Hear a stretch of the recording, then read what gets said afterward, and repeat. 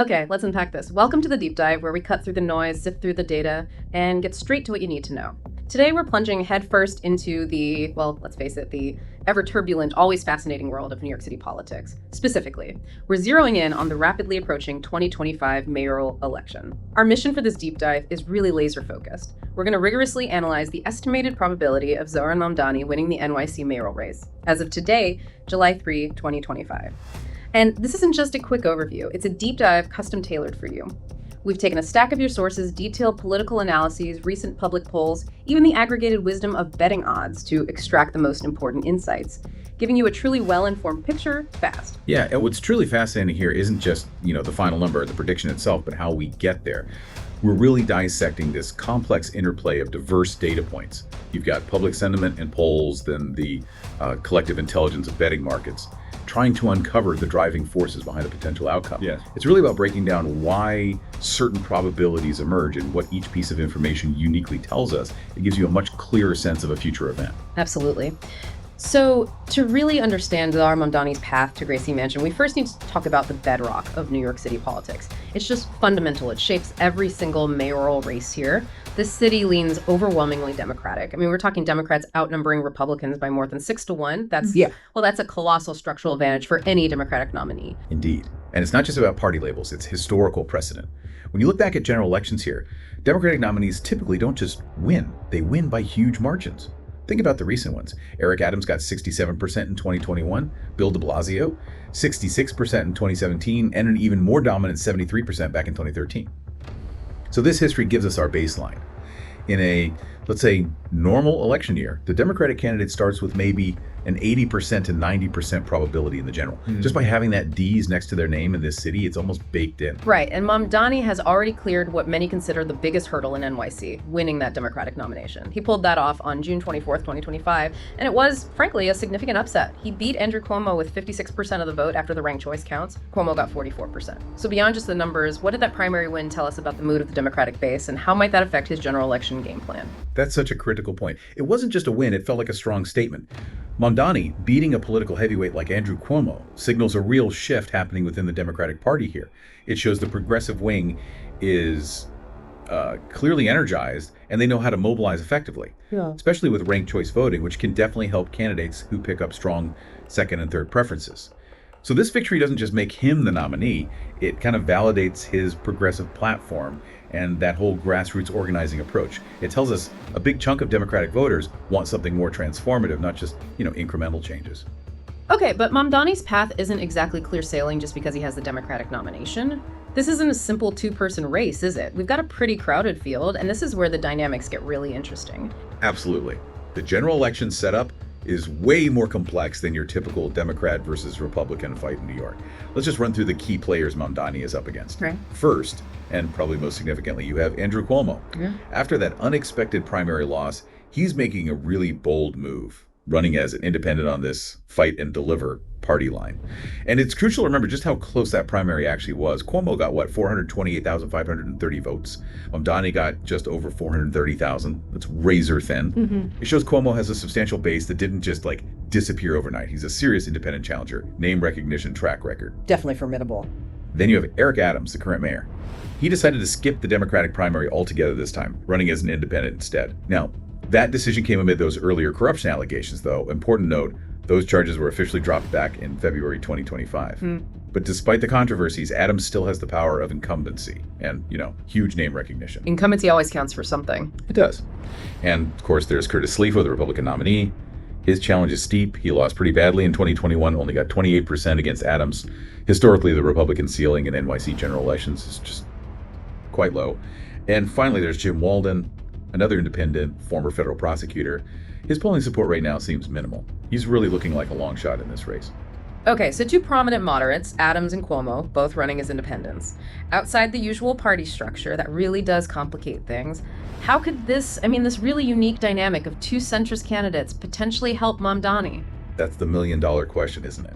And it's a scenario that could genuinely work in Mamdani's favor. Both Adams and Cuomo appeal to a similar slice of the electorate, the more moderate, maybe more establishment centrist voters. If they both stay in and campaign hard, they could essentially split that crucial centrist vote right down the middle. Think about it. Without both of them, those votes might coalesce behind one single anti-Mamdani candidate. But with two of them, the anti-Mamdani vote gets diluted, fragmented. So, ironically, that could give Mamdani a clearer path to victory, even if he doesn't win an absolute majority himself. Sliwa and Walden. Given this city's democratic lean, they're probably not going to be much more than spoilers here. All right, let's dig deeper into Mamdani himself then. What are the core strengths he's bringing into this general election fight? And Mamdani's strengths are pretty multifaceted and quite potent, actually. First, his voter base. It's incredibly strong and seems highly motivated. He's got really solid support among young voters, progressives, working class folks. We see this particularly in wealthier liberal areas in parts of Queens and Manhattan. There was that June 16th poll, for instance, that showed him winning something like 60% of first choice votes among 18 to 34-year-olds in the primary. That's a demographic that often fuels grassroots energy. That's significant. Yeah. And beyond that, he's got powerful endorsements, getting backed by high-profile progressives like Senator Bernie Sanders, Representative Alexandria Ocasio-Cortez, that really amplifies his message. It mobilizes his base. These aren't just names. They bring networks, shared ideology. It resonates. Right, the AOC effect. Exactly. And his campaign momentum is also just undeniable. It's a genuine grassroots operation. They're boasting, 46,000 volunteers. That says a lot about the energy behind him.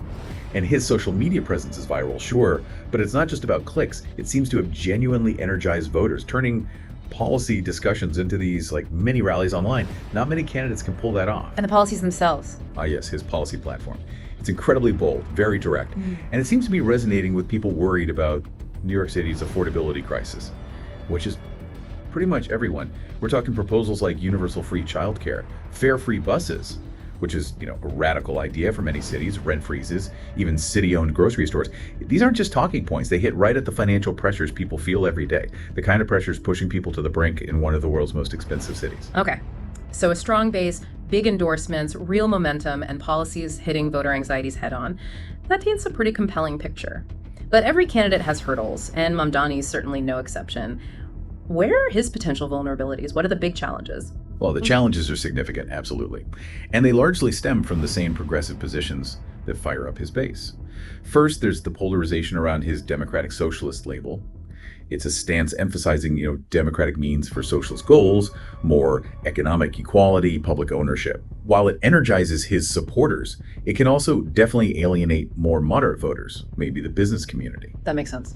Then there are his very vocal stances on foreign policy, particularly his criticism of Israel, his support for BDS, the boycott, divestment, and sanctions movement, and calling Israel's actions in Gaza a genocide.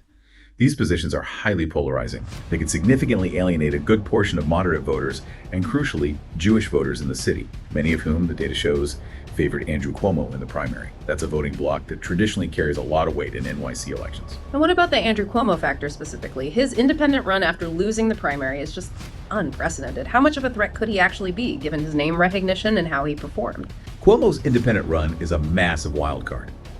Given his name recognition, his history as governor, and that surprisingly strong primary showing against Mamdani, he could potentially draw a substantial number of centrist votes. Many of those votes would normally just go to the Democratic nominee. If he could really mobilize his primary supporters and appeal to voters looking for an alternative to Mamdani's progressive vision, he could seriously tighten this race. He's not just a spoiler, he's a legitimate contender for a big slice of the electorate. Right, not just noise. Not just noise. And we can't forget Eric Adams either. Even though his approval ratings hit rock bottom, we saw polls showing him at 20% in March, 26% last October, even down to 16% in April. He still has incumbency and high name recognition working for him. His appeal might be to voters who are skeptical of Mamdani's more ambitious and what critics are calling unrealistic progressive policies. The New York Times editorial board, for instance, openly questioned if Mamdani's plans are feasible. That kind of criticism could sway undecided voters looking for, practical solutions, not just aspirations. Okay, so if we try to connect this to the bigger picture, looking at different data points is key, right? We've got some limited general election polls, but also those insights from betting markets. How do these compare? What are they telling us right now? It really is a fascinating divergence, and it highlights the uncertainty we often see in political forecasting these days. Let's look at the polls first. There's a June 26th poll from the Honan Strategy Group, shared on X. It showed a tight three-way race. Mamdani and Cuomo basically tied at 39% each, Adams at 13%, Sliwa at 7%. And we have to add a big caveat here. Honan Strategy Group isn't exactly a well-established pollster, so the credibility is, it's less certain than, say, a Marist poll. Okay, noted. Then there's another one from politicalpulse.net on July 2nd. It painted a completely different picture. Mamdani way out in front with 65%, Cuomo at 23%, Adams down at 6%, Sliwa also at 6%. Again, this source lacks a known track record. So what these polls really show is the significant uncertainty in the race right now. Some suggest it could be much closer than historical trends imply for a Democrat. They're snapshots, sometimes contradictory ones, reflecting different methods, maybe different biases. But betting markets often tell a different story, don't they? They're sometimes seen as more robust because they aggregate so much more, not just polls, but expert opinions, sentiment, maybe even private info. People are putting actual money down. Precisely. Betting markets are often considered a more reliable gauge than single polls because they synthesize all that diverse data, and there are real financial incentives involved. People are literally betting on the outcome, forcing a collective assessment of probability.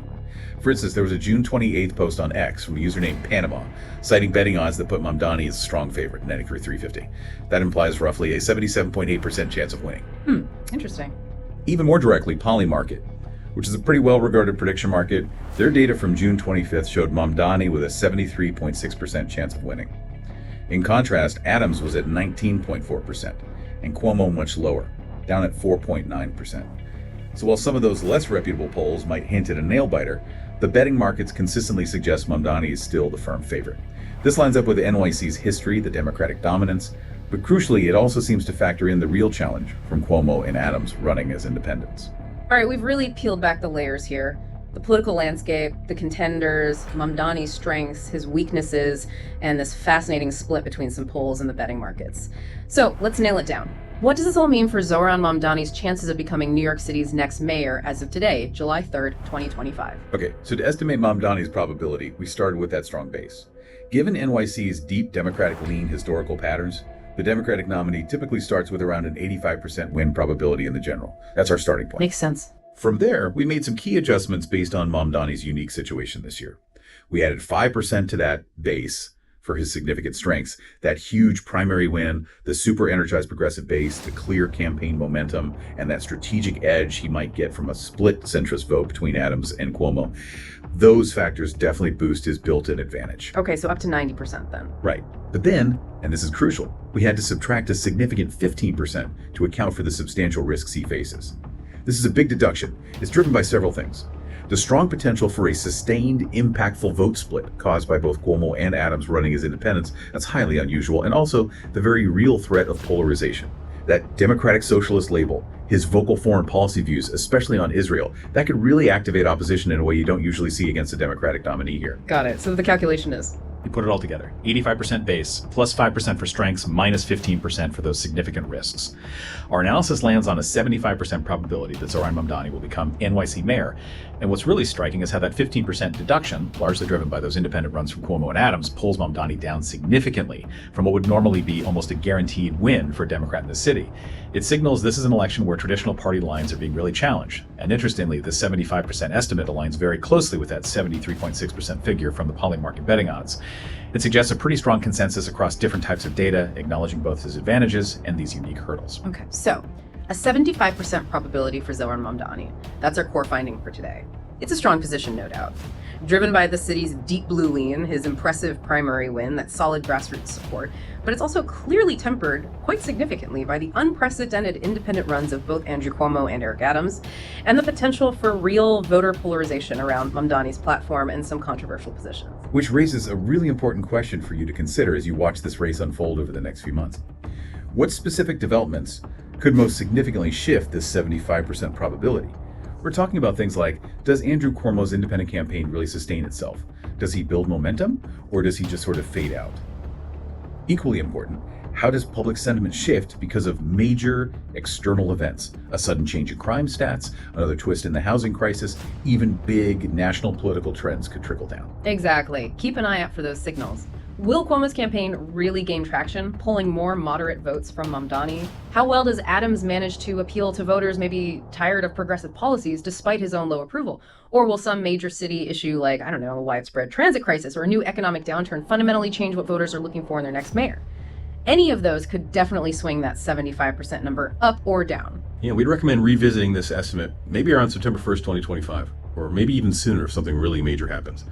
Until then, keep observing, keep thinking critically about the information you see, and watch how the picture evolves.